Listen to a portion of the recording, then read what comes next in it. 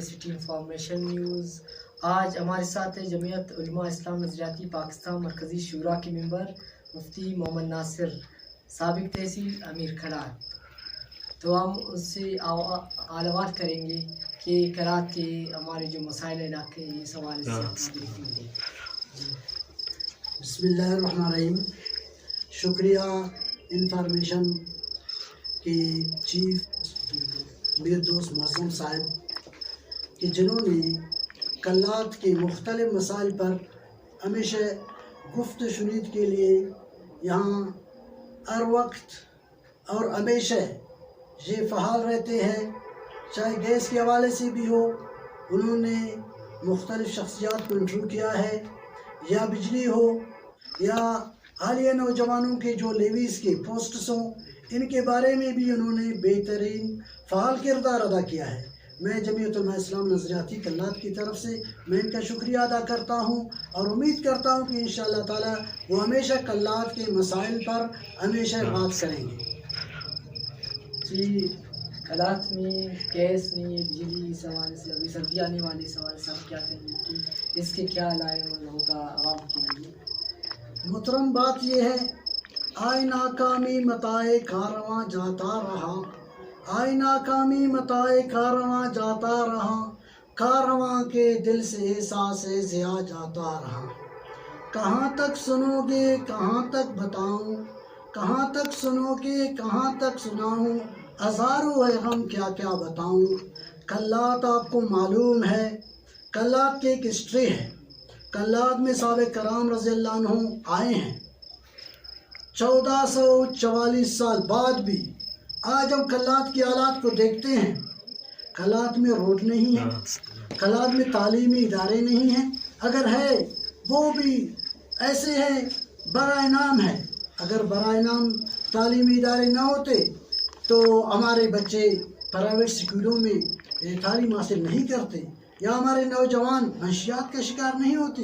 Gas کیسا ہے کہ شاید کسی کو گیس کی جو بو ہے وہ بھی محسوس نہ ہو، بجلی کا حال اس طرح ہے۔ اور ہم کیا بتائیں، میں نے بتایا کہ ہمارے جو یہاں کے ایم این اے ہیں وہ تو ابھی 2 ماہ بعد جب سیلاب کلات میں آیا 2 ماہ بعد ابھی بتا رہا ہے کہ کلات میں روڈیں بھی بند ہیں۔ میرے خیال اس وجہ سے وہ کلات ابھی تک نہیں آ رہے کہ جب کلات آئیں گے تو روڈ کھلیں گے پھر میں آ جاؤں گا۔ تو یہ افسوس کا مقام ہے، اور اس طرح سارے مسائل اس طرح ہیں۔ جی، ہمارے اکثر تعلیم یافتہ نوجوان جو تعلیم کے بجائے منشیات میں جا رہے ہیں زیادہ، اس کا حل کیا ہے؟ اس کا حل یہ ہے کہ طلباء کو جو سابق ادوار میں پلیٹ فارم تنظیموں کی طرف سے دیے گئے تھے، طلباء ان میں اپنے تعلیمی جو مقاصد تھے ان کے ذریعے سے تعلیمی اداروں میں جو ان کے حقوق تھے جو ان کو نہیں ملتا تھا، کالجوں میں یونیورسٹیوں میں ان کو جو کمرے نہیں ملتے تھے یا ان کا جو داخلہ ہوتا تھا، وہ تنظیمیں تھے ان کے ذریعے سے وہاں تعلیمی ادارے ہوتے تھے، اور یہ اپنا ان کے ساتھ جا کر اپنا جو درخواست تھے یا ان کی جو ایسے معاملات درپیش ہوتے تھے، اس کے ذریعے یہ اپنے حقوق تک وہاں تک پہنچتے تھے۔ ابھی جو منشیات کے جو نوجوان شکار ہو رہے ہیں، اس کی اصل وجہ یہی ہے کہ آج جو طلباء تنظیمیں ہیں وہ بالکل غیر فعال ہے، بالکل کمزور ہے۔ اسی حوالے سے میں یہ بات فخریہ طور پر پیش کرتا ہوں کہ جمعیت طلباء اسلام کے سابق صدر ڈاکٹر سرفراز خان نے تعلیمی اداروں میں بھرپور کردار ادا کیا۔ نوجوان جو تعلیم سے دور تھے، جو نوجوان منشیات کے شکار تھے، یا جو کھیل کے میدانوں میں دور تھے، جمعیت طلباء اسلام نظریاتی نے جو ابھی اس کا مرکزی کنوینر عبدالرحیم صبا ہے، وہ فعال نوجوان ہے۔